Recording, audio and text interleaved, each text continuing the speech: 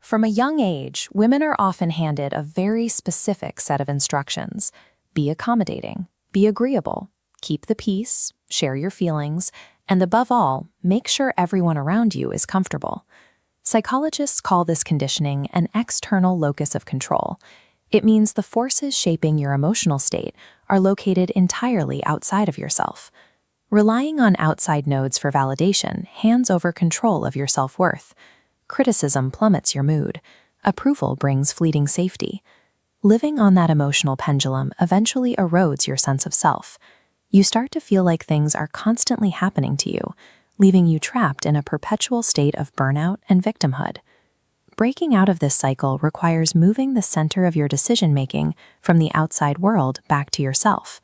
It is a decision to relocate the seat of your power. True autonomy is impossible as long as your baseline happiness depends on someone else's mood.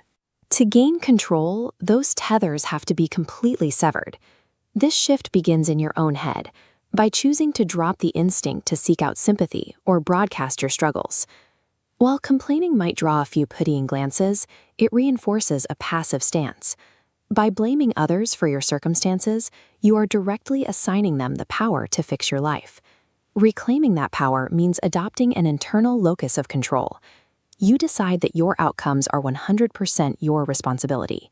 If a relationship fails or a setback occurs, you take ownership, because ownership gives you the agency to rebuild. This internal focus naturally ends the habit of the external audit. You no longer need to pull your friends or family for permission to make a career move, start a business, or even choose an outfit. It also changes how you experience solitude. Going to a cafe or a movie theater alone stops feeling like a lack of companionship and becomes a demonstration of independence.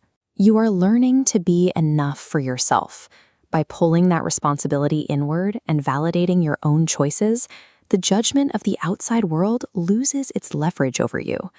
When you stop looking to others for validation, you realize that your personal information is a form of leverage. To maintain emotional autonomy, you must manage exactly how much of yourself you expose to the people around you. Women are often socialized to be an open book, but when you overshare your financial struggles or relationship fears with casual acquaintances, you provide the exact map they need to exploit your weaknesses or predict your reactions. Maintaining a sense of mystery functions as a psychological shield. When people cannot map your insecurities, they lose the ability to manipulate your emotional state. Securing your perimeter also requires a willingness to prune your social circle. If someone consistently drains your energy or belittles your ambition, they have to go, regardless of your history or shared family ties. Staying close to toxic people out of pity is a drain on your resources. That misdirected empathy consumes the energy you need to build and maintain your own life.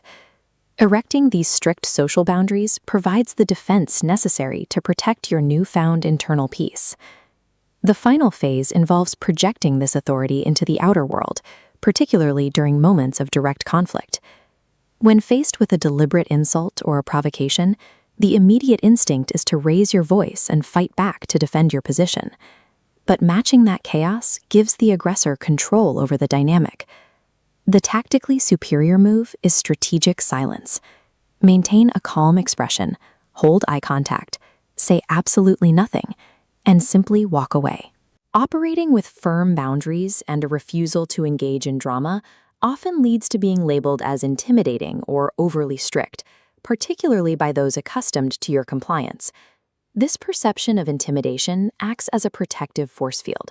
It ensures that bad actors think twice before they attempt to test your limits or cross a line. Refusing to react to provocation demonstrates that the locus of control is now permanently housed within you. Operating from an internal locus of control alters how you move through the world. Society will often label this level of autonomy as selfish.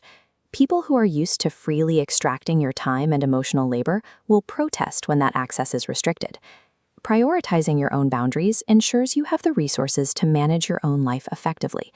This level of self-protection is the bedrock of lasting self-respect. You do not need to wait for external recognition or a chorus of approval to adopt this mindset. Independence begins the exact second you realize that you are the sole director of your life. The crown is already yours. You just have to put it on.